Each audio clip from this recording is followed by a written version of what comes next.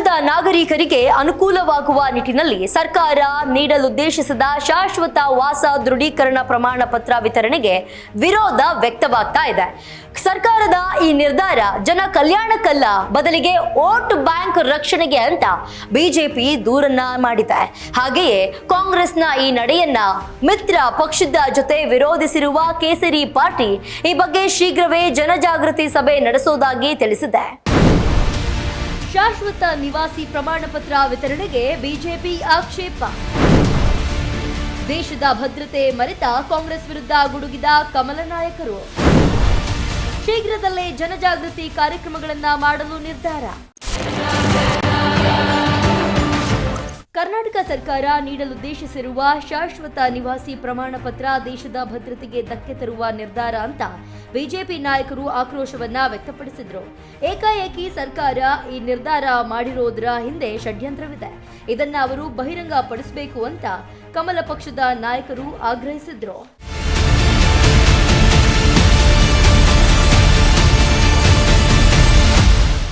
ಇಂದು ಈ ಕುರಿತು ಪತ್ರಿಕಾಗೋಷ್ಠಿ ನಡೆಸಿ ಮಾತನಾಡಿದ ಕೇಂದ್ರ ಸಚಿವ ಶೋಭಾ ಕಾರಂದ್ಲಾಜೆ ರಾಜ್ಯ ಸರ್ಕಾರ ವೋಟ್ ಬ್ಯಾಂಕ್ ರಾಜಕಾರಣದ ನಡೆಯನ್ನ ಖಂಡಿಸಿದ್ರು. ಕರ್ನಾಟಕದಲ್ಲಿ ಕಾಂಗ್ರೆಸ್ ಅಧಿಕಾರಕ್ಕೆ ಬಂದ ಮೇಲೆ ಹೊಸ ಕಾನೂನುಗಳನ್ನ ಜಾರಿಗೆ ತರುತ್ತಿದೆ.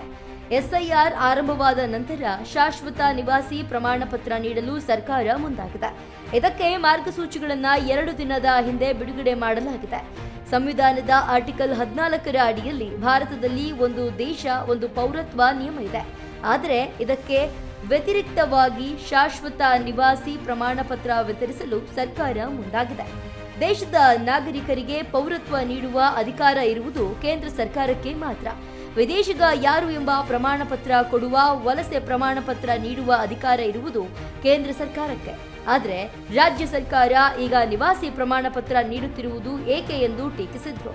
ಚೇಂಜ್ ಮಾಡುವಂತ, ಬದಲಾಯಿಸುವಂತ, ಅದಕ್ಕೆ ಧಕ್ಕೆ ತರುವಂತ, ಅದಕ್ಕೆ ಆತಂಕ ತರುವಂತ ದೇಶದ್ರೋಹದ ಕೆಲಸವನ್ನ ನೀವು ಮಾಡ್ತಾ ಇದ್ದೀರಿ. ನೆನಪಿರ್ಲಿ ನಿಮ್ಗೆ, ದೇಶದ್ರೋಹದ ಕೆಲಸ.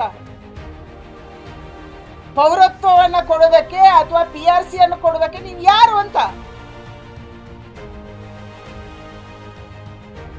ಇದು ನಮ್ಮ ರಾಜ್ಯದ ಭದ್ರತೆಗೆ ಆತಂಕ ತರ್ತಾ ಇದೆ. ಯಾಕಂದ್ರೆ ನಾವೇ ಹಲವಾರು ಸಂದರ್ಭದಲ್ಲಿ ಬೇರೆ ಬೇರೆ ಜಾಗದಲ್ಲಿ ಬಾಂಗ್ಲಾದೇಶಿಗಳು, ಅಕ್ರಮ ವಲಸಿಗರು ನಮ್ಮ ರಾಜ್ಯಕ್ಕೆ ನುಸುಳಿರುವುದನ್ನ, ಬಿಹಾರ ಮತ್ತು ವೆಸ್ಟ್ ಬೆಂಗಾಲದ ಚುನಾವಣೆ ಆದ ಮೇಲೆ ಅಲ್ಲಿನ ರೆಸಿಡೆನ್ಸ್ ಯಾರು ಬಾಂಗ್ಲಾದೇಶಿಗಳಿದ್ರು ಹಿಂಡಾಗಿ ರೈಲುಗಳಲ್ಲಿ ಬೇರೆ ಬೇರೆ ಸಾಧನಗಳಲ್ಲಿ ಕರ್ನಾಟಕ ರೀಚ್ ಆಗಿರುವುದನ್ನ ನಾವು ಪತ್ತೆ ಮಾಡಿದ್ದೀವಿ. ಹಲವಾರು ಮಾಧ್ಯಮದಲ್ಲಿ ಇದು ಬಂದಿದೆ, ಅಧಿಕಾರಿಗಳು ಪತ್ತೆ ಮಾಡಿದ್ದಾರೆ. ಅದಾದ ಮೇಲೆ ಕೂಡ ದೇಶದ ಭದ್ರತೆಗೆ ರಿಸ್ಕ್ ತರುವಂತ ಕೆಲಸವನ್ನು ನೀವು ಮಾಡ್ತಾ ಇದ್ದೀರಿ. ನಿಮ್ಮ ಉದ್ದೇಶ ಒಂದೇ, ಅಕ್ರಮ ವಲಸಿಗರನ್ನ ವೋಟರ್ ಲಿಸ್ಟ್ ಅಲ್ಲಿ ಸೇರಿಸೋದು, ಅವರಿಗೆ ಸ್ಕೀಮ್ಗಳನ್ನು ಕೊಡೋದು. ನಿಮ್ಗೆ ಕರ್ನಾಟಕದ ನಾಗರಿಕರು ಬೇಕಿಲ್ಲ, ನಿಮ್ಗೆ ಬಹುಸಂಖ್ಯಾತರು ಬೇಕಿಲ್ಲ. ಕಾಂಗ್ರೆಸ್ನ ಈ ನಿರ್ಧಾರ ಅಕ್ರಮ ವಲಸಿಗರನ್ನ ರಕ್ಷಿಸಲು ಹುನ್ನಾರ. ಎಸ್ಐಆರ್ ಪ್ರಕ್ರಿಯೆಯನ್ನ ಅಳ್ಳ ಹಿಡಿಸಿ ಅಕ್ರಮ ವಲಸಿಗರನ್ನ ರಕ್ಷಿಸಲು, ಸೌಲಭ್ಯ ನೀಡಲು, ಅವರನ್ನ ಮತಪಟ್ಟಿಗೆ ಸೇರಿಸಲು ಈ ಶಾಶ್ವತ ನಿವಾಸಿ ಪ್ರಮಾಣ ಪತ್ರ ಆಲೋಚನೆಯನ್ನ ಸರ್ಕಾರ ಮಾಡಿದೆ. ಇದು ಆಂತರಿಕ ಭದ್ರತೆಗೆ ದೊಡ್ಡ ಸವಾಲಾಗಿದೆ ಎಂದರು. ಇದಕ್ಕೆ ದನಿಗೂಡಿಸಿದ ರಾಜ್ಯಾಧ್ಯಕ್ಷ ವಿಜಯೇಂದ್ರ, ಅಲ್ಪಸಂಖ್ಯಾತರ ಓಲೈಕೆ ಮತ್ತು ದೇಶದ ಹಿತಕ್ಕೆ ಧಕ್ಕೆ ತರುವ ನಿರ್ಧಾರ ಇದು. ಇದನ್ನ ಕೈಬಿಡಿ ಎಂದ ವಿಜಯೇಂದ್ರ, ಮುಂದಿನ ದಿನಗಳಲ್ಲಿ ಜನರಿಗೆ ಜಾಗೃತಿ ಮೂಡಿಸುವ ಕೆಲಸ ಮಾಡ್ತೇವೆ ಎಂದು ಹೇಳಿದರು. ಅವರಿಗೆ ಶಾಶ್ವತವಾಗಿ ನೆಲೆಸಲಿಕ್ಕೆ ಅವಕಾಶ ಮಾಡುವಂತ ಒಂದು ಕುತಂತ್ರ, ಷಡ್ಯಂತ್ರ ರಾಜ್ಯ ಸರ್ಕಾರ ಮಾಡೋದು ಹೊರಟಿದ್ದಾರೆ. ನಾನು ರಾಜ್ಯದ ಮುಖ್ಯಮಂತ್ರಿಗಳಿಗೆ ನಾನು ವಿನಂತಿ ಮಾಡ್ತೇನೆ ಮತ್ತು ಆಗ್ರಹ ಕೂಡ ಮಾಡ್ತಾ ಇದ್ದೇನೆ. ಅಲ್ಪಸಂಖ್ಯಾತರ ಓಲೈಕೆ ರಾಜಕಾರಣ ಒಂದ್ ಕಡೆ ಆದರೆ ದೇಶದ ಹಿತದೃಷ್ಟಿಗೆ ಧಕ್ಕೆ ತರ್ತಕ್ಕಂಥ ಇಂಥ ನಿರ್ಧಾರವನ್ನ ಕೈಗೊಳ್ಳಬೇಡಿ. ಈ ರೀತಿ ಕೆಟ್ಟ ರಾಜಕಾರಣವನ್ನ ಬದಿಗಿಡಿ. ರಾಜ್ಯದ ಹಿತವನ್ನು ಕೂಡ ಗಮನಿಸಬೇಕು. ಈ ರೀತಿ ಅಕ್ರಮ ವಲಸಿಗರಿಗೆ ಇವತ್ತು ನೆಲೆನ ಕೊಟ್ಟಿದ್ದು ಸಾಲದು ಅಂತೇಳಿ ಶಾಶ್ವತವೇನು ಕೊಡಕ್ಕೆ ಹೊರಟಿದ್ರೆ ಅದು ಭಾರತೀಯ ಜನತಾ ಪಾರ್ಟಿ ನಾವು ಸಂಪೂರ್ಣ ವಿರೋಧಿಸ್ತೇವೆ. ಬರುವಂಥ ದಿನಗಳಲ್ಲಿ ಅದ್ರ ಬಗ್ಗೆ ಜಾಗೃತಿ ಮೂಡಿಸುವಂಥ ಕೆಲಸವನ್ನು ಕೂಡ ನಾವು ಮಾಡ್ತಾ ಇದ್ದೀವಿ.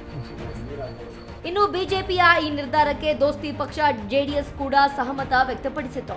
ಪಕ್ಷದ ರಾಜ್ಯಾಧ್ಯಕ್ಷ ಕುಮಾರಸ್ವಾಮಿ ಮಾತನಾಡಿ, ನಿಜವಾದ ಮತದಾರರನ್ನ ಉಳಿಸೋಕೆ ಎಸ್ಐಆರ್ ಮಾಡಲಾಗ್ತದೆ, ಇದರ ದುರುಪಯೋಗ ಮಾಡಲೇ ಸಿಎಂ ರಾಜ್ಯ ಪ್ರವಾಸ ಮಾಡ್ತಿದ್ದಾರೆ ಅಂತ ಟೀಕಿಸಿದ್ದಾರೆ. ಮಾಡೋ ಉದ್ದೇಶವೇ ಇವತ್ತು ಅನರ್ಹ ಮತದಾರರನ್ನ ತೆಗಿಬೇಕು ಅಂತಕ್ಕಂಥದ್ದು ಪ್ರಮುಖವಾಗಿ. ಇವತ್ತು ನಿಜವಾದ ಮತದಾರರು ಏನಿದ್ದಾರೆ, ಯಾರ್ದಾದ್ರೂ ಕೈ ಬಿಟ್ಟು ಹೋಗಿದ್ರೆ ಅವ್ರನ್ನ ಸೇರಿಸಬೇಕು ಅಂತಕ್ಕಂಥ ದೃಷ್ಟಿಯಿಂದಲೇ ಮಾಡ್ತಾ ಇರ್ತಕ್ಕಂಥದ್ದು. ಅದರಿಂದ ಟೆಕ್ನಿಕಲಿ ಸಮಸ್ಯೆಗಳು ಉದ್ಭವ ಮಾಡಿ, ಈಗ ಇವತ್ತು ಕೆಲವು ಪತ್ರಿಕೆಯಲ್ಲಿ ನೋಡ್ತಾ ಇದ್ದೆ, ಕೆಲವು ಆ್ಯಪ್ನಲ್ಲಿ ತೋರಿಸ್ತಾನೆ ಇಲ್ಲ ಅಂತೇಳಿ. ಆ ರೀತಿಯಾಗಿ ನಿಜವಾದ ಮತದಾರರ ಹೆಸರುಗಳನ್ನು ಕೈ ಬಿಡಬಾರದು. ಆ ದೃಷ್ಟಿಯಿಂದ ಇವತ್ತು ಚುನಾವಣಾ ಆಯೋಗ ಕೇಳ್ತಕ್ಕಂಥದ್ದು ಈ ರೀತಿಯ ಒಂದು ಅನುಮಾನಗಳು, ಗೊಂದಲಗಳು, ಟೆಕ್ನಿಕಲ್ ಪ್ರಾಬ್ಲಮ್ ಏನಿದೆ ಅದನ್ನು ಸರಿಪಡಿಸಬೇಕು ಅಂತಕ್ಕಂಥದ್ದು ಡಿಮ್ಯಾಂಡ್ ಮಾಡ್ತೀವಿ. ಶಾಶ್ವತ ನಿವಾಸ ಪ್ರಮಾಣ ಪತ್ರ ಅಂತ ಕೊಡ್ತಾ ಇದ್ದಾರೆ. ಅಂದ್ರೆ 2002ರಲ್ಲಿ ಯಾವ ಹೆಸರಿರಲ್ಲ ಅವ್ರಿಗೆ ಪ್ರಮಾಣ ಪತ್ರ ಕೊಡ್ತಾರೆ, ಅವಾಗ ಆಟೋಮೆಟಿಕ್ ಅವರು SIR ಸೇರ್ಕೊಳ್ತಾರೆ.